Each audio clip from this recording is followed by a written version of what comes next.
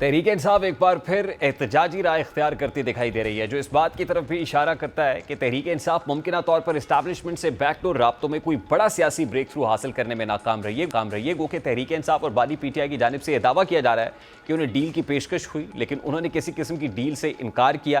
لیکن دوسری جانب ایسا تاثر ابھر رہا ہے کہ تحریک انصاف اداروں پر دباؤ بڑھانے کے لیے ایک بار پھر احتجاجی تحریک کا سہارا لینا چاہتی ہے۔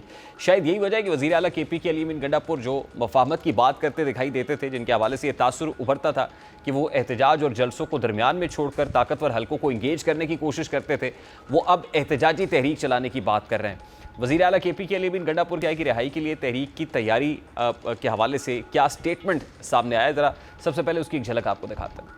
اب وزیر اعلیٰ کے پی کے علی امین گنڈا پور کے لہجے میں یہ تبدیلی ایک بڑا اشارہ دے رہی ہے۔ بظاہر یہ صرف ایک انفرادی بیانیہ نہیں، بلکہ علی امین گنڈا پور کا بدلتا رویہ ایک سیاسی جماعت کے بدلتے ہوئے رویے اور اس کی حکمت عملی میں گہری تبدیلی کی نشاندہی کرتا ہے۔ اب یہ صورتحال کئی اہم سوالات کو جنم دیتی ہے کہ کیا تحریک انصاف اور اسٹیبلشمنٹ کے درمیان بیک ڈور روابط مکمل طور پر ناکام ہو چکے ہیں؟ کیا واقعی پارٹی نے فیصلہ کر لیا کہ وہ اسٹیبلشمنٹ سے فاصلے پر رہ کر مزاحمتی سیاست اختیار کرے گی، یا یہ محض ایک دباؤ کی حکمت عملی ہے تاکہ عمران خان کے لیے رعایت حاصل کی جا سکے؟ واقفان حال تو یہ بھی کہتے ہیں کہ تحریک انصاف اور اسٹیبلشمنٹ کے تعلقات 9 مئی 2023 کے واقعات کے بعد واضح طور پر تناؤ کا شکار ہو گئے تھے۔ پارٹی کی مرکزی قیادت کو گرفتار کیا گیا، کارکنان کے خلاف مقدمات درج ہوئے اور خود بانی پی ٹی آئی بھی قانونی پیچیدگیوں میں الجھے ہوئے ہیں۔ ابتدا میں یہ خیال بھی کیا جا رہا تھا کہ کچھ غیر رسمی چینلز کے ذریعے مفاہمت ممکن ہے، لیکن علی امین گنڈا پور جیسے افراد کا موجودہ لب و لہجہ اس خیال کی نفی کرتا ہے۔ اب سوال یہ ہے کہ کیا تحریک انصاف واقعی مؤثر احتجاجی تحریک چلا سکتی ہے؟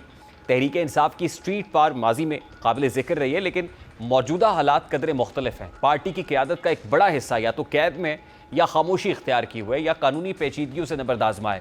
تنظیمی ڈھانچہ ٹوٹ پھوٹ کا شکار ہے اور عوامی روابط جو ہے بالکل کم ہوتے ہوئے، بالکل محدود ہوتے ہوئے دکھائی دیتے ہیں۔ ان حالات میں کسی بھی احتجاجی تحریک کو کامیابی سے چلانا ایک چیلنج ہوگا۔ اس کے لیے نہ صرف کارکنان کا جذبہ درکار ہے، بلکہ ایک منظم حکمت عملی، سیاسی اتحاد بھی ضروری ہے۔ ایسے میں نہ تو کوئی گرینڈ اپوزیشن الائنس ہے، نہ ہی ورکرز کو موبلائز کرنے کے لیے لیڈرشپ موجود ہے، نہ لیڈرشپ کے اندر کنسنسس موجود ہے، تو پھر پاکستان تحریک انصاف کوئی بھی تحریک کیسے چلا پائے گی؟ اس وقت نیاز اللہ نیازی صاحب پاکستان تحریک انصاف کے رہنما، انہوں نے ہمیں جوائن کیا ہے۔ صاحب بہت بہت شکریہ آپ کے وقت کے لیے۔ تو علی امین گنڈا پور کے سٹیٹمنٹ سے تو لگتا ہے کہ finally P T I decided کہ اب ان کے پاس ایک ہی آپشن ہے اور وہ احتجاج کا آپشن ہے۔ تو کیا احتجاجی روش اپنانے کا فیصلہ کر لیا ہے پی ٹی آئی نے؟ احتجاج کے اس آپشن کو ایکسرسائز کریں گے؟ دیکھیں، بالکل پتہ ہی کیا ہے طارق صاحب کہ 8 فروری کے بعد ہم نے پوری کوشش کی کہ ہمارے جو کیسز ہیں، خاص کر جو الیکشن کے حوالے سے ٹریبیونل آپ نے دیکھا پنجاب کے جس طریقے سے بنے، کیسز لنگر آن ہو رہے۔ 8 فروری کے بعد جو لوگوں کا مینڈیٹ چوری ہوا، وہ اپنے مینڈیٹ چوری کرنے کے لیے خان نے بھی کہا تھا کہ آپ نے اپنے چوری شدہ مینڈیٹ جو عوام نے آپ کے اوپر اعتماد کیا، اس کے لیے آپ نے پرامن تحریک چلانی ہے۔ آپ نے دیکھا کہ جتنی دفعہ تحریک چلانے کی کوشش کی گئی، جبر، ظلم، تشدد جس طریقے سے ہوا، یہ ایک آئینی رائٹ ہے۔ آئین پاکستان کا آرٹیکل 15 کہتا ہے کہ آپ کو پروٹیسٹ جو ہے آپ پیسفل پروٹیسٹ کر سکتے ہیں۔ تو میرا خیال ہے کہ ہمارے پاس آپ نے دیکھ لیا ہے کہ جس طریقے سے خان صاحب ایک جھوٹے مقدمات کا سامنا کر رہے ہیں، کیسز لگ نہیں رہے، اور ہم نے پوری کوششوں کے باوجود سائفر کیس ختم ہوا، عدت کیس ختم ہوا، اب ہمارے پاس کوئی آپشن نہیں ہے۔ اور میرا خیال ہے کہ جمہوری راستہ بھی ہمارے پاس یہی ہے کہ ہم اپنا پروٹیسٹ جو ہے وہ کریں۔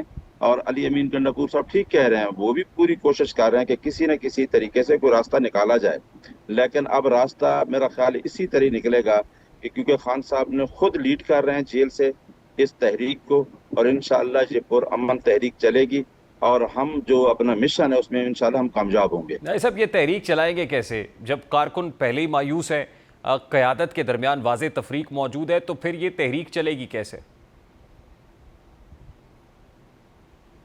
نہیں، کارکن مایوس کوئی نہیں ہے۔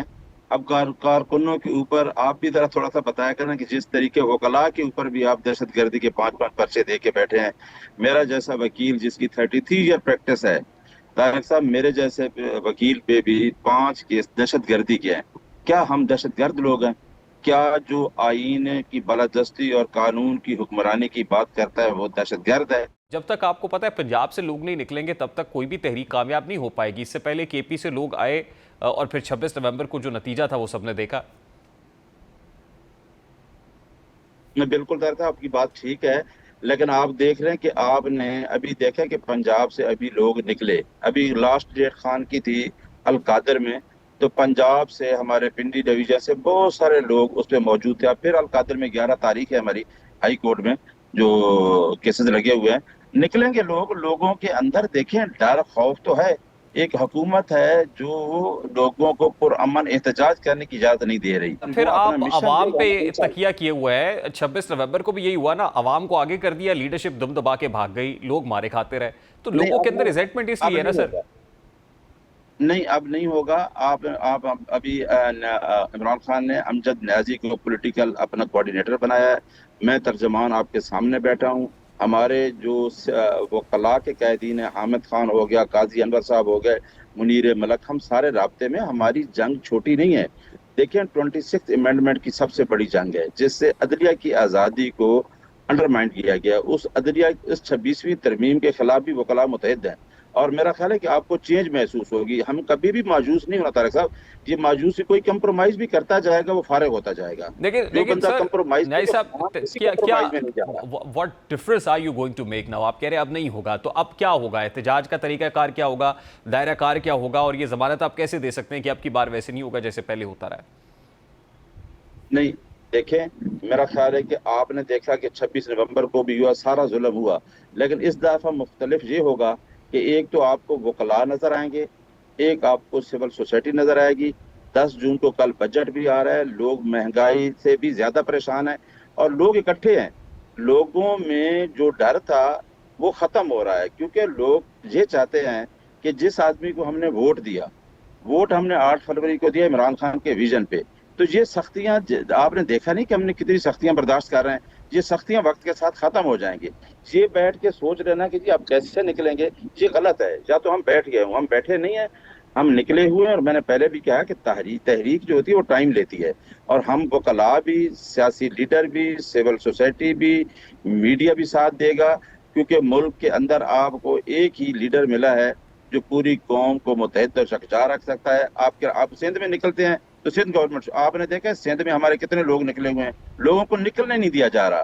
لوگوں کو مختلف طریقے سے ایک تحریک نکلتی ہے, اس کو اریسٹ کر لیتے ہیں.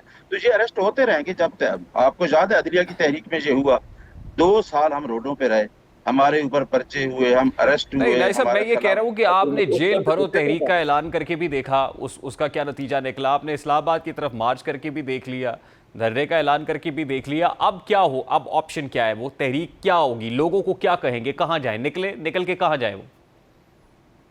نکل کے وہ تو ہم لائحہ عمل آپ کو دیں گے نا. ہم نے کہا نا عید کے بعد ہم آپ کو لائحہ عمل دیں گے.